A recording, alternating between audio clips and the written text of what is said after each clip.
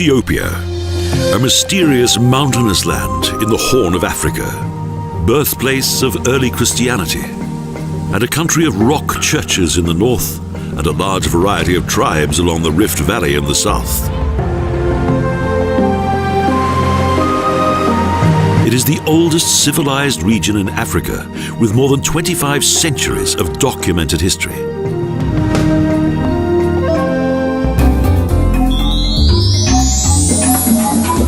Addis Ababa is its capital. Within its center is the lavishly furnished Menbere Selassie Church, the final place of rest of Ethiopia's last royal family.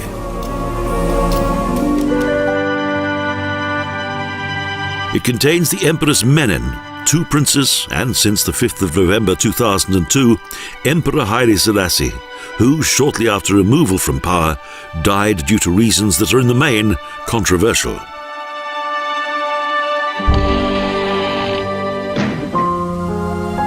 Outside the church is the grave of Sylvia Pankhurst, who supported Emperor Haile Selassie.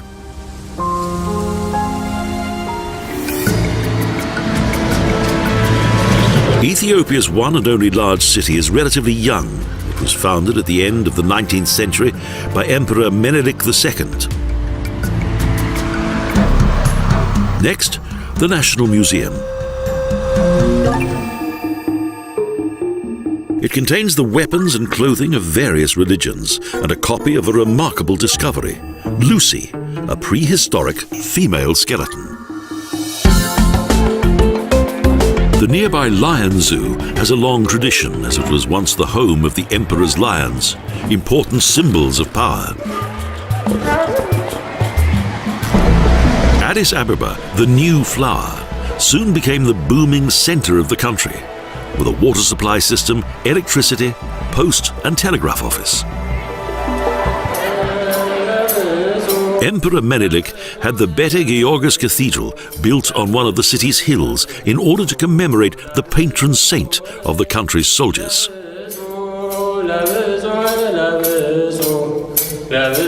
Since then, each emperor has been crowned here.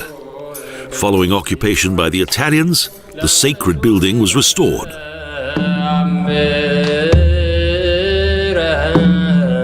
Orthodox Ethiopian Christianity has a long history and continues to affect the daily life of the people.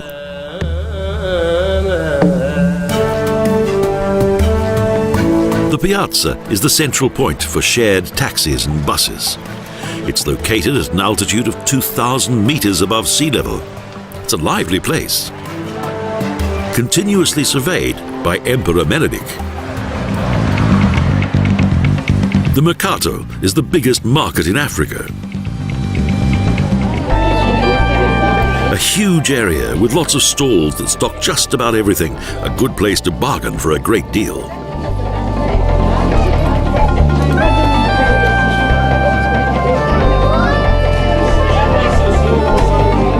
It has a marvelous ambience, full of character, rich aromas, constant noise, and intriguing sights.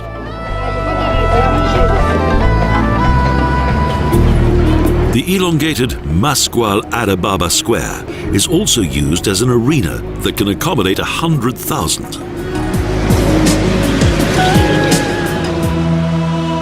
On one side is the Istifanos Church, a modern building, typical of contemporary churches.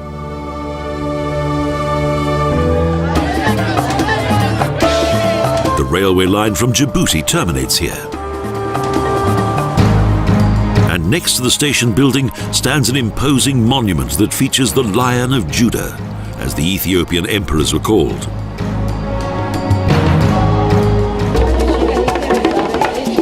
The spectacular mix of tradition and modernity is also demonstrated by way of entertainment. Music and dance often accompany dinner.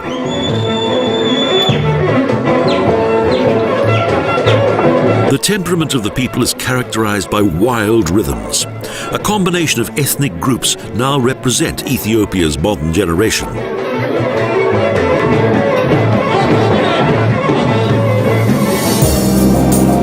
Going north, we travel to our next destination by aeroplane, We cross the Amhara and Choke mountains and arrive in Ethiopia's highlands.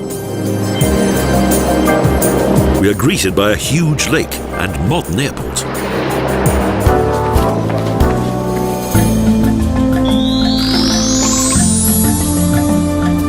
Bahir Dar is the main town of Lake Tana, quite well vegetated in contrast to the sparse highlands.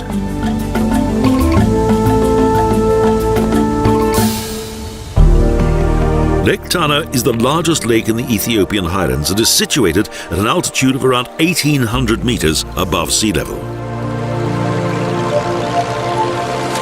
and covers a surface of 3,600 square kilometers. This fast-growing city developed from the 16th century and is now the administrative center for the entire region.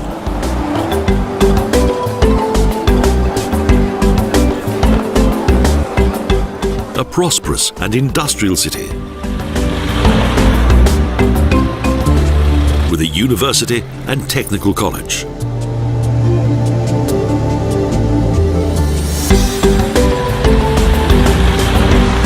The statue of an Ethiopian warrior stands in the center of a circle of traffic. And two beautiful tree-lined avenues divide the city on the large lake. It's a hive of activity from dawn till dusk.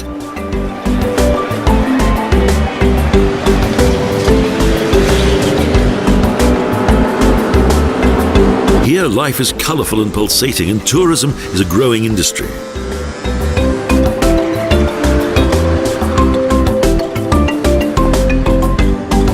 The city, with its palm trees and blue water of the lake, combine to form a veritable Ethiopian Riviera.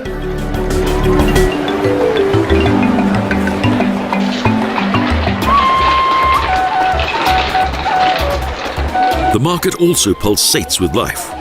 Here, all the necessities of life can be bought, even if they are sold amid the dust of the road.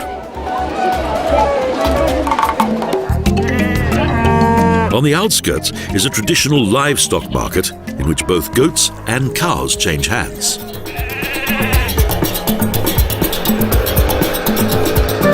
A huge war memorial commemorates those who lost their lives in the struggle against the Derg.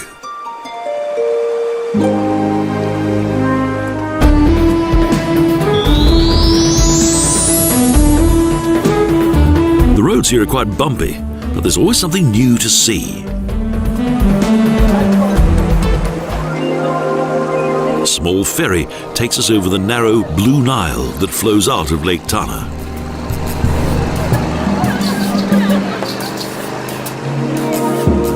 On the other side of the river, a path leads over desolate lava rock along the Abe, as the Blue Nile is still known.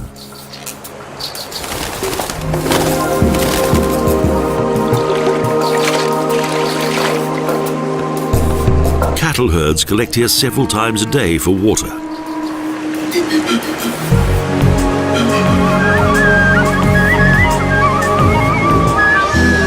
The former splendor of this place is no more. The huge masses of water of the waterfalls of the Blue Nile have almost vanished due to the construction of a hydroelectric plant.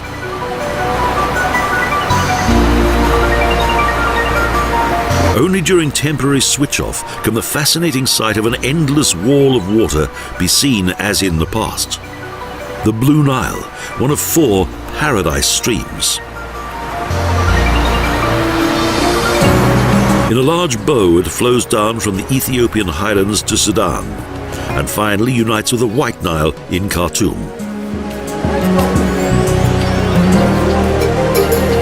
The people here survive due to the river that has determined their lives since time immemorial.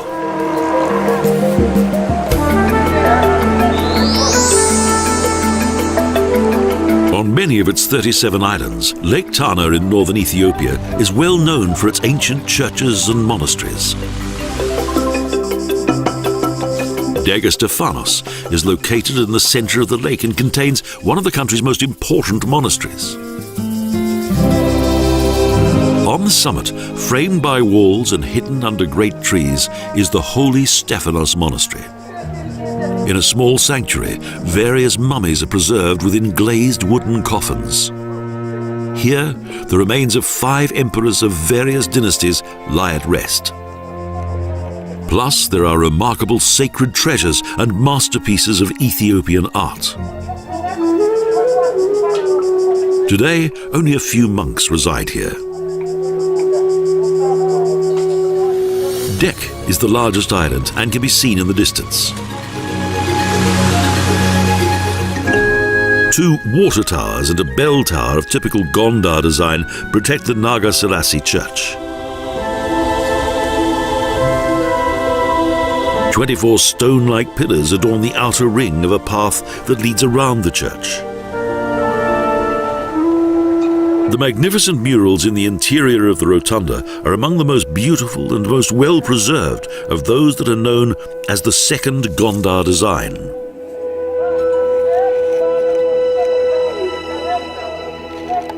There is no altar, just a shrine, the Makdas, that is surrounded by painted walls, the motifs of which were often depicted as what could be called comic strips. Bible stories are told, and the Trinity is surrounded by purgatory to the journey to heaven.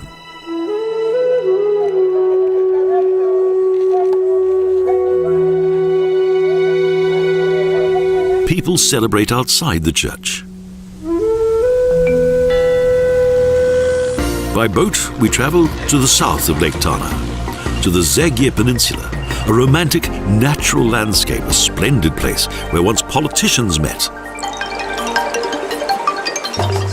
A narrow path leads through coffee and gesho bushes to a hill within a monastery area, at the center of which is the impressive monastery fort.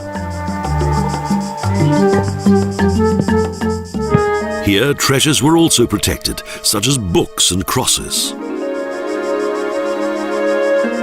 The history of the hidden island monastery is long, and most notably includes the hostilities of the Oromo tribe in the land of Shur.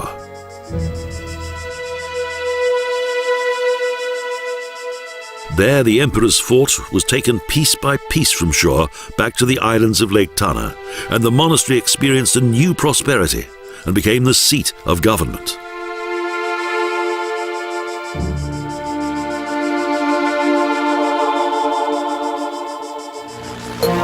Close by to the south is the small island of Kibran. A plaque by the entrance gate indicates that females are not permitted to enter the monastery. This small monastery is one of the oldest in Ethiopia. Here in 1350, Abba Johannes of Shur settled and was eventually buried. One of the towers contained crowns, crosses and books.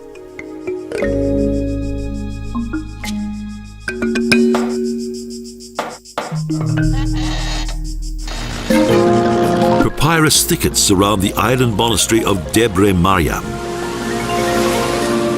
a tiny, modest church. During the reign of Emperor Amda Sion, this was part of a monastery, and Emperor Iyasu I decreed that a religious council be held here. The local people of Woyoto still use papyrus boats and live as in the past.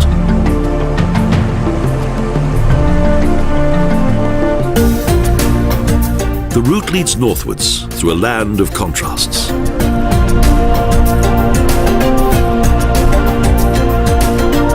Priceless relics of a once powerful, ancient and religious civilization are set in a breathtaking landscape. Slowly, the suburbs of Gondar emerge and stone buildings line the road.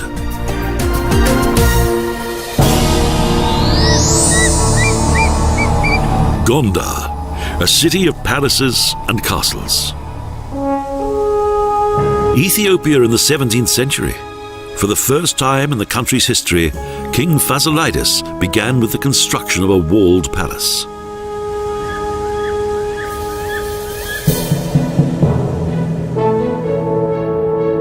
Until then, the emperors of that time took part in various campaigns during the dry season. Only in the rainy season was the court located within a camp.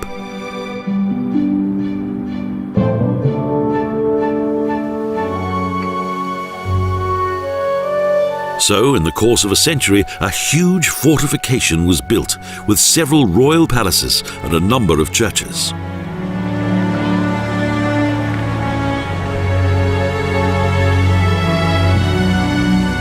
After Emperor Johannes, the son of Fasilides, followed a grandson, Iyasu I, who had a two-story palace built here.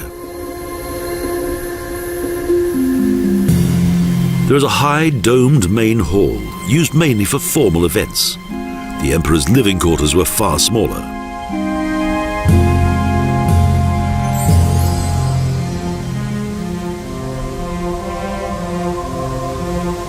Dawit III, a son of Emperor Iyasu, had his palace built in the north of Fazil Gebe, protected by a 900-meter-long wall. There were caged lions. The archive is like a small castle. Art and culture made Gondar the religious center of Ethiopia.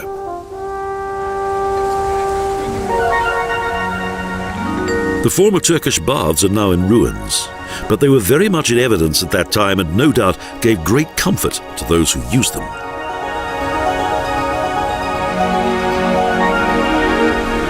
Under Emperor Bakafa, imperial power was consolidated for the last time. He too had a palace built within the Fazil Gebe. A final flowering of courtly power began at the end of the 17th century and attracted merchants from Europe, the Middle East, and the Arabian Peninsula. Just outside the center of the city, a sturdy wall surrounds a garden planted with trees, at the center of which is a castle and moat, the bathroom of Fasilides. It was situated in the middle of a large water basin in which the emperor bathed. On a hill in the town, Emperor Iyasu I had the Debri Berhan Selassie built, the monastery of the Holy Trinity on the Mountain of Light. The church was built according to the unusual religious form of a long-drawn Axiomite basilica.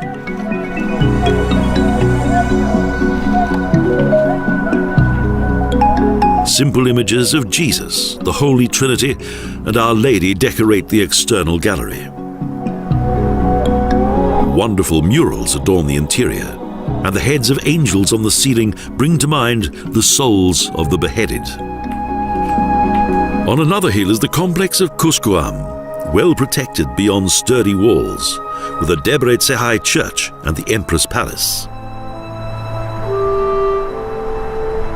Stored in a small adjoining building are the final relics of those bygone times, and the remains of the Empress and her son. Next to it, the palace ruins. It was here that Empress Mentewab once resided when life in Fazil Gebe became too dangerous. Finally, the empire disintegrated, a fact that spelled the inevitable decline of the imperial city of Gondar.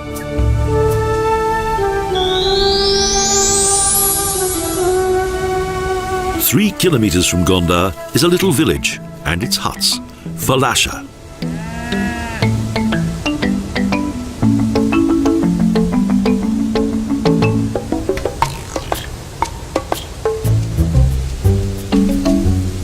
The inhabitants call themselves Ethiopian Jews. They're descendants of the Jewish tribes who accompanied Menelik from Jerusalem. They're well known for their pottery.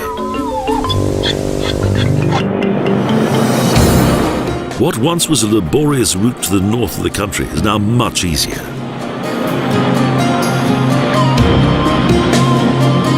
From an aircraft flying above the vast Simeon Mountains, below there's a bizarre world of incredible mountain canyons, mesas and cliffs.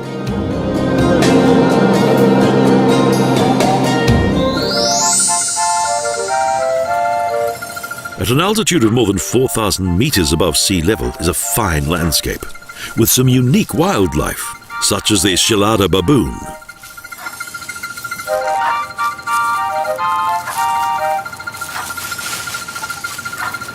The baboons can be observed at close quarters while they graze. These brown primates have lion-like manes and a friendly demeanor.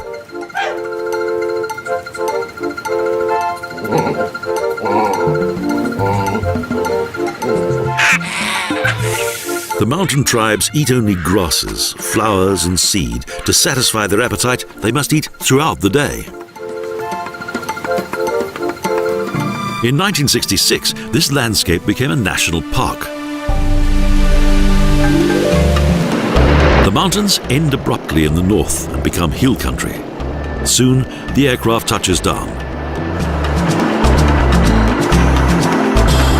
At a modern airport that meets the needs of increasing tourism.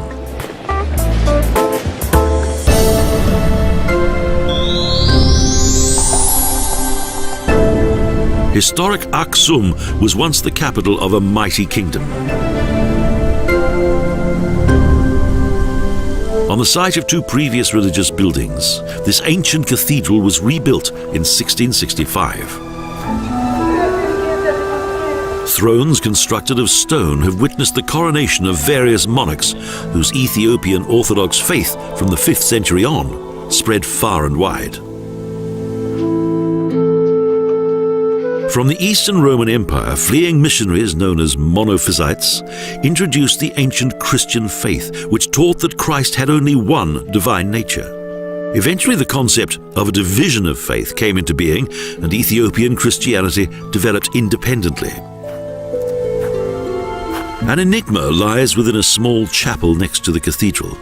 Here, a monk is said to protect the Ark of the Covenant, believed to contain the tables of the 10 Commandments which God gave to Moses. Aksum is also referred to as Ethiopian Rome, capital of the oldest Christian kingdom in the world, the largest outside the Roman Empire.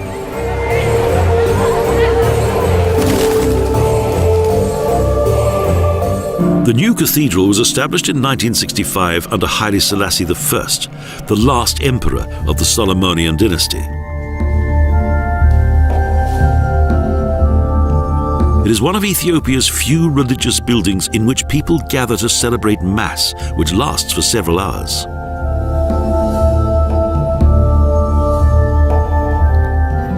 In the new cathedral, a 600-year-old Bible forms part of its well-preserved treasures. Here, too, are colourful paintings of martyrs and of the Virgin Mary with the child Jesus. Around the huge church building, there are always a large number of believers. The ruins of Aksum are dominated by around 130 steles. Obelisk-like monoliths of trachyte, a splendid sight. Others lie in pieces on the ground. The steles of the Aksumite culture were created from natural stone from which numerous grave sites were marked out. The idea of the grave as being the house of the dead led to the decoration of the steles as a kind of living room.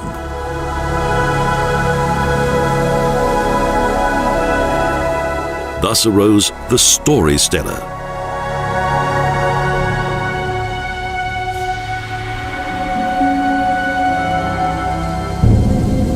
At the base of the collapsed stele tomb, entrances have been exposed on both sides. Only a few of the underground grave chambers are open to the public.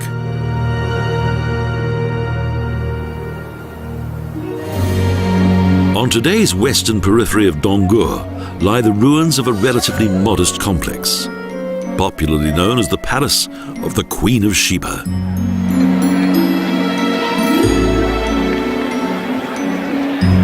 The Queen visited King Solomon in Jerusalem, who impregnated her, and later their son Menelik took the holy federal charge to Aksum.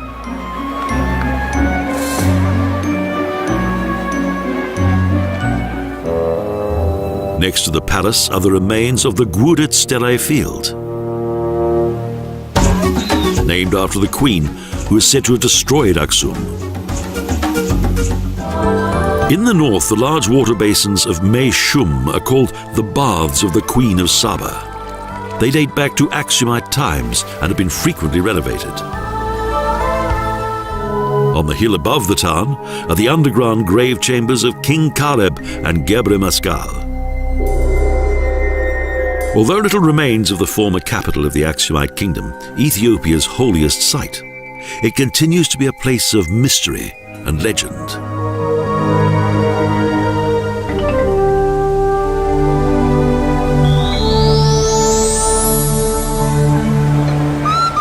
East of Aksum is the village of Yeha.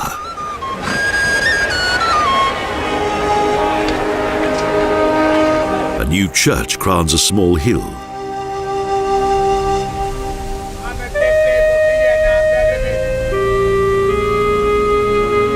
There are traditional images and decorations on its exterior.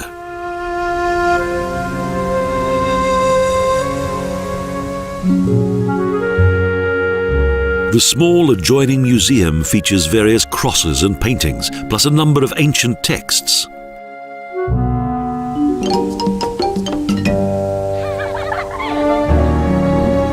The writings describe Yeha, a temple from pre-Aksumite times whose ruins are located next to the church.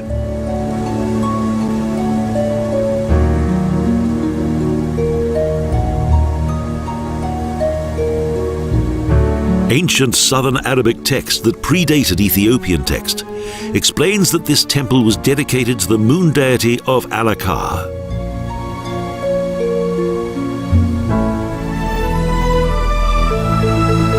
About 3,000 years ago, people settled here and erected a pre-Christian temple that is the oldest in Ethiopia.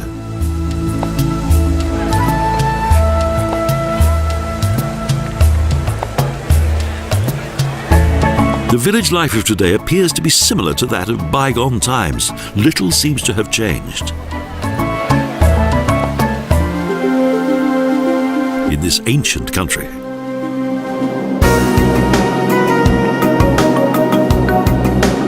Now along the historic route returning south, our flight passes above the foothills of the Simeon Mountains and to the Danakil Plain.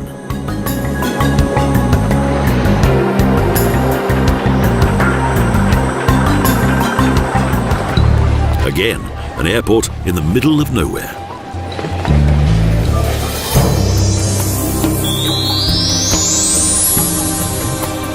In the mountainous highlands of Ethiopia, there's an extraordinary treasure of the history of mankind. The 11 rock churches of Lalibela. In the 13th century, the famous Amhara sovereign Lalibela decided to establish a new Jerusalem in his kingdom.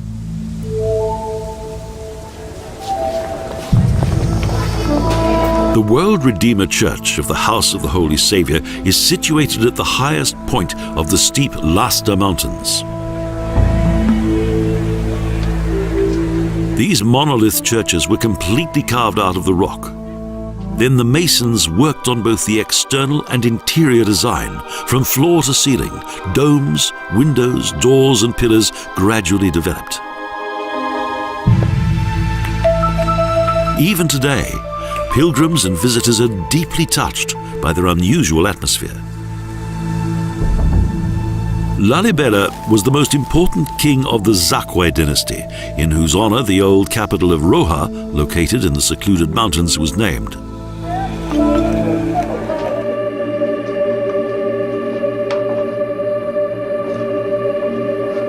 He was the one who, as a boy, was chosen by a swarm of bees to be king. The colony gently enshrouded him like a cloud without stinging him, a heavenly sign. A maze of paths and tunnels carved into the rock connects the first group of churches. This, the Bet Mariam, the House of St. Mary.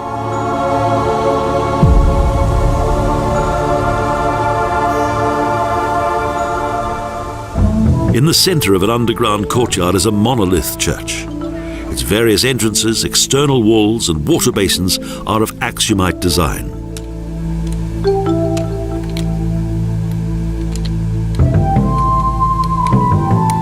It is believed that Bete Mariam was the first building of King Lalibela's rule. The external pathways are narrow and difficult to negotiate, and in each small niche live priests and monks who tend the churches. The various caves and chapels each have a name, such as Adam's Tomb and other biblical names. The route leads back to the surface, down the mountain, and passes the traditional village of bee huts. Next, and seen from above, the most beautiful church of all in the form of a Greek cross, Bete Georgi, that commemorates St. George. Isolated from the other churches, it lies hidden in a deep shaft.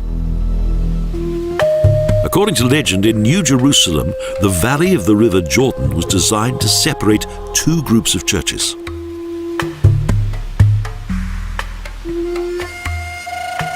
The double church of Gabriel and Raphael belongs to the second group.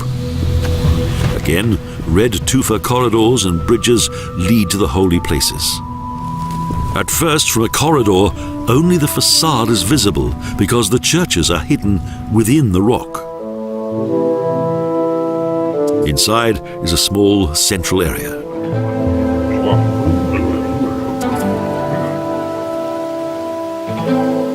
Winding and narrow, the route ascends to the world above, from where Bete Emmanuel is seen in all of its glory.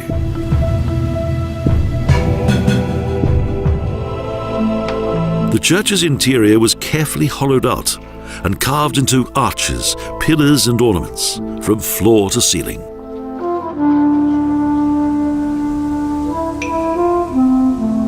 Again, narrow paths lead to the next church. For more than a generation, many skillful stonemasons from Jerusalem and Alexandria carved out this eighth wonder of the world from the volcanic rock of the plateau.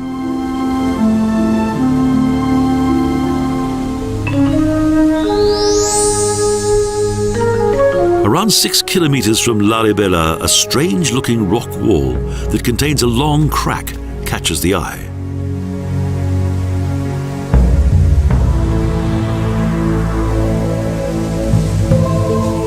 As was customary in Ethiopia, a church was built here within a secure cave, mostly by hermits and holy men.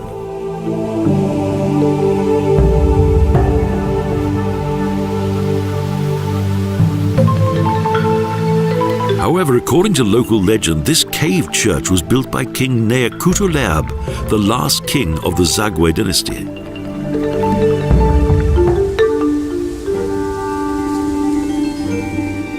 The architectural-like paintings look extremely ancient, the reason why they are estimated to be older than the rock churches of Lalibela.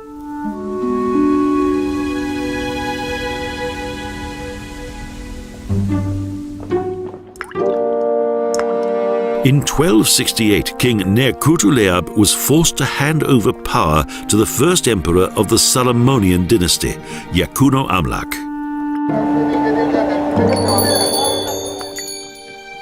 Precious treasures, such as an old leather Bible and numerous crowns, are in good condition. Historic evidence of deep faith.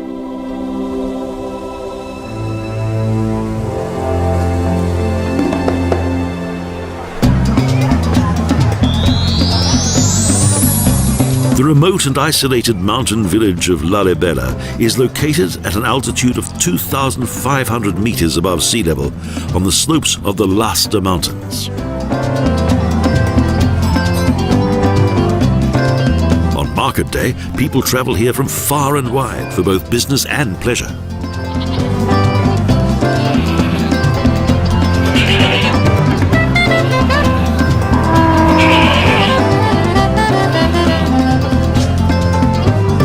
Early in the morning, the first merchants arrive with their animals and goods so that they can find a good spot on the sandy slopes.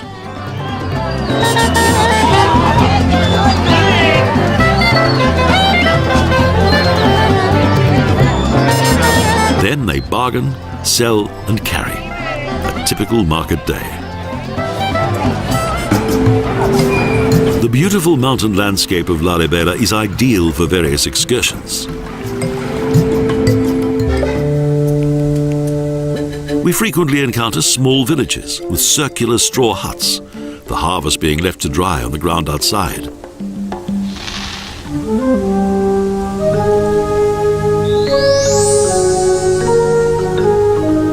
After about 15 kilometers, we reach Gernata Mariam, the only authentic monolith church near to Lalibela.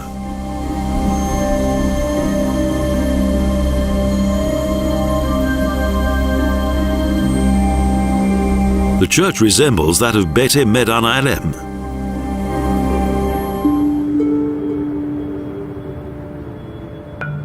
The paintings in its interior are quite splendid. In addition to beautiful ornaments, they feature angels and saints, as well as elephants, horses, and other wildlife.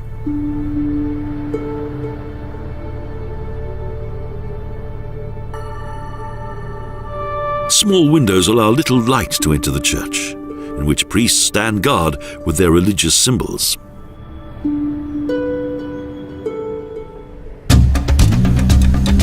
There are few roads in Ethiopia. Vehicles are only used for the transport of goods. On our journey east, we cross a savanna and occasional bodies of water. This is a tectonically sensitive zone of Africa's Rift Valley.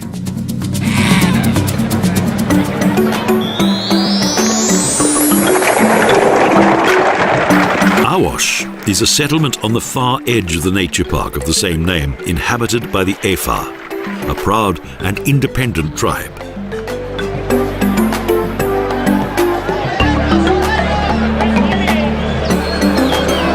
On market day, people from the surrounding area meet here. For the Efa, life is hard, and only the strong survive.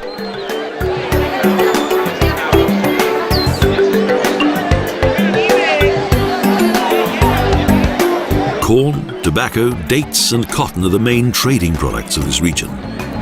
Dromedaries, sheep and goats are bred, and here pastureland is often the subject of heated disputes.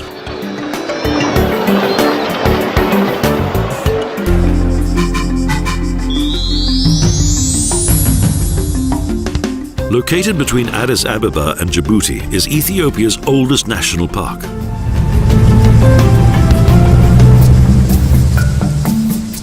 Close to the main entrance, a lion welcomes visitors to the headquarters of the Awash National Park.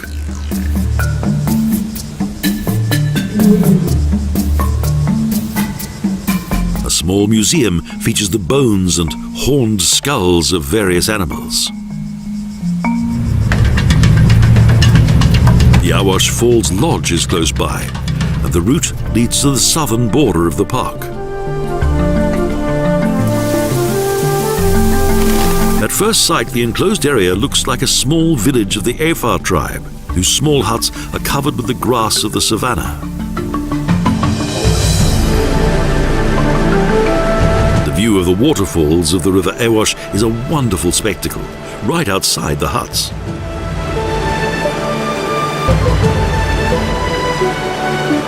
The various tributaries of the river plunge down 100 meters and collect at the bottom in a broad canyon.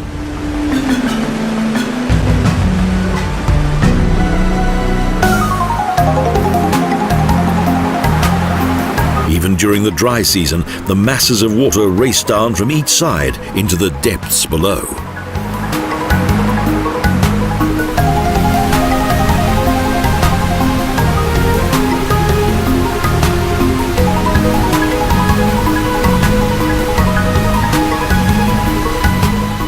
The Awash is Ethiopia's most important river. It has its source south of Mount Wake and flows into Lake Gagori.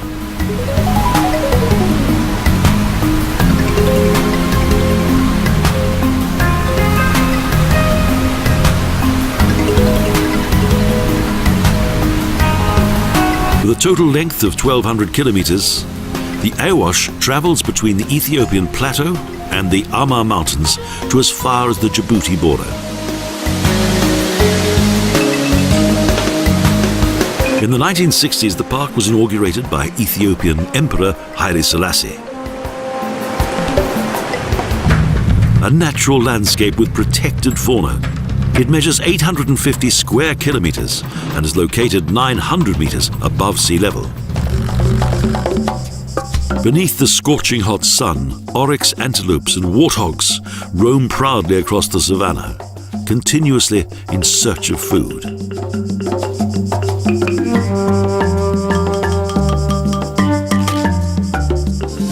The meaning of the name Awash in the language of the Oromífa is very descriptive. The beast that devours everything in its way.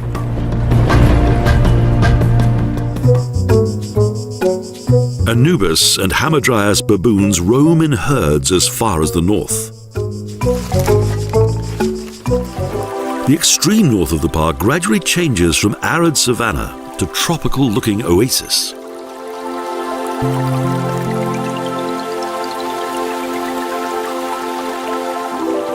Suddenly, there are palm trees, and in between small brooks and water holes that look like swimming pools. The Filwa Hot Springs. This unexpected natural paradise and its hot springs originated due to the nearby extinct Fantale volcano.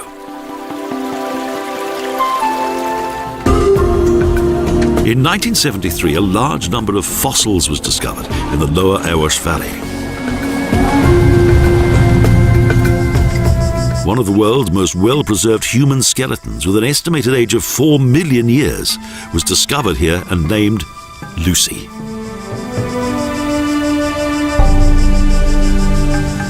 Various well-defined paths lead through the park.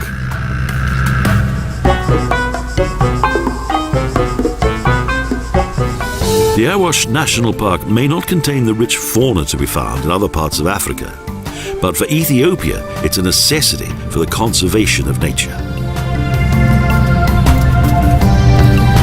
Our route leads further east towards Somalia, past large herds of dromedaries, and to the Ahmar Mountains.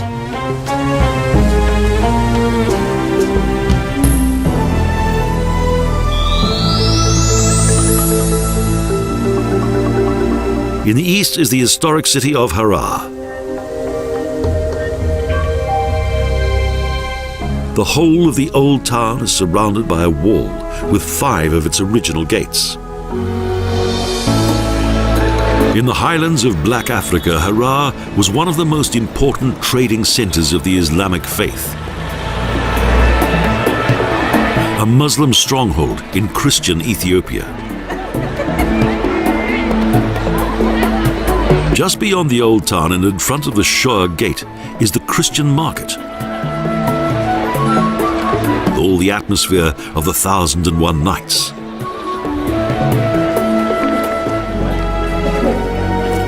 Much of the 4-meter-high wall is still in good condition and was designed to protect the city.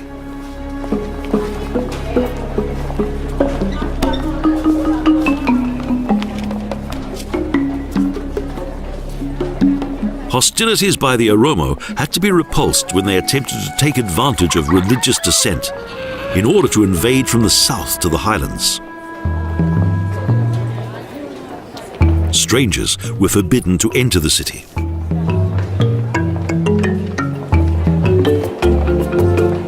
In the middle of the 19th century, British explorer Richard Burton, disguised as an Arab merchant, succeeded as the first European to enter this forbidden city.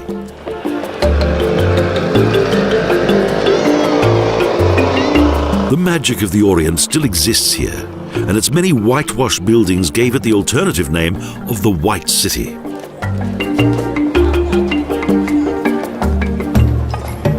The Muslim market is one of 2 small markets within the walls of the old town. Here too, colourfully dressed women sell their goods both day and night. Narrow streets travel up a hill to the centre of the old town. In one of the side streets is Rambo House, believed to be located on the site of the former home of the French poet. A splendid but bizarre construction of wood and brightly painted glass that is now a museum. Little is known of the time spent in Ethiopia by Arthur Rimbaud. only that he's traded in weaponry, and perhaps even with people.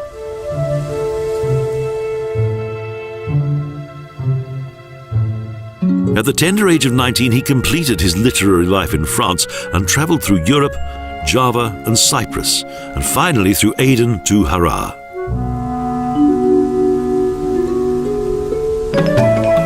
The narrow valley of artisans and merchants leads up a hill to the town. Life here is both colourful and noisy. In the Ras Marconens Palace is a library and small museum.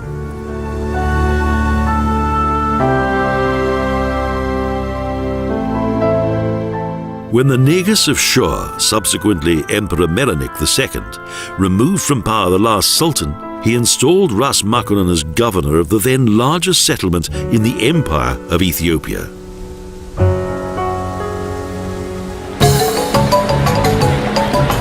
In central Ferris Magala Square is Menelik Palace.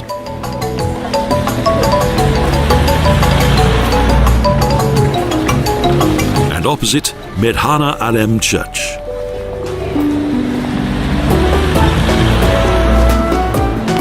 In Harar, the preparation of coffee is considered to be a traditional welcoming ritual by both rich and poor alike. Coffee is not only a beverage, but the focal point of an important social custom for strangers and friends. The city's flowering period is clearly visible on the journey to the Jamai Mosque.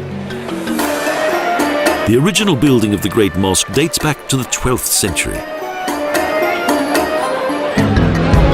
Harar is a window to the past. Each evening when darkness falls, the hyena man, Yusuf, feeds his hyenas with camel meat in front of the city wall.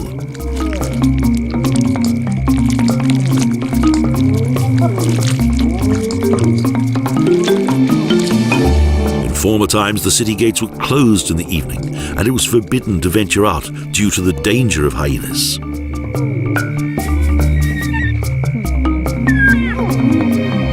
They conveniently devoured the edible waste that was removed from the city.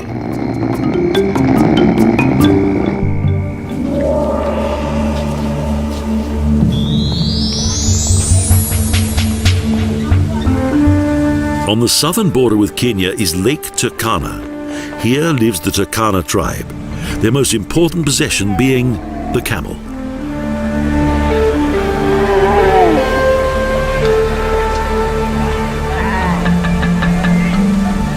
They know no frontiers. They follow the rain clouds.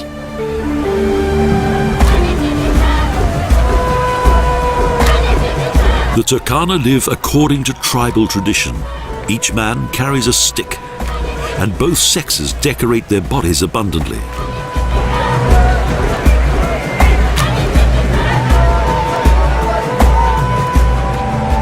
The camels have no real material value for them, but they are vital sources of food that includes milk, meat, and blood.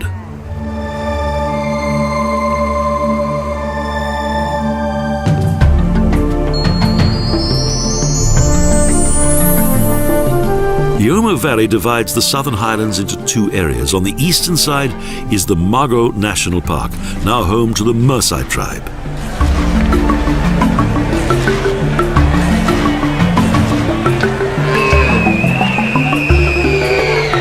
Due to their striking appearance, they are Ethiopia's most famous tribe.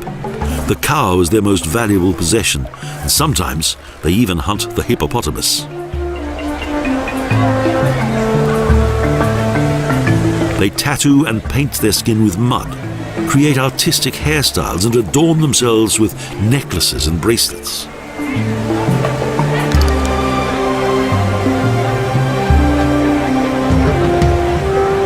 Even today, young girls have their lower lip pierced in order to have inserted a circular piece of clay.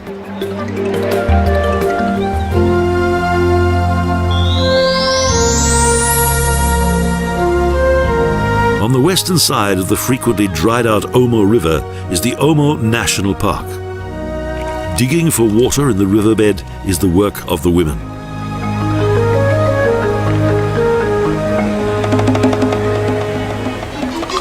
as is also the collecting of firewood and the maintenance of the huts.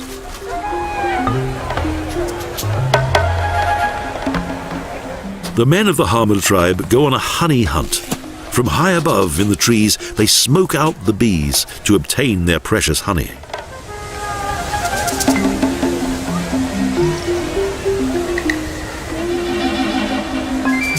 The small tribes continue to live according to their own laws, yet the number of nomads is diminishing.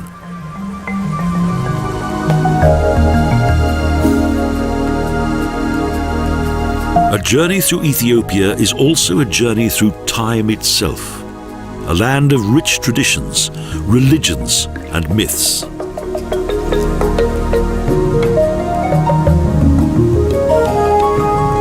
A country of legends and contrast that possesses one of the most colourful histories on the African continent.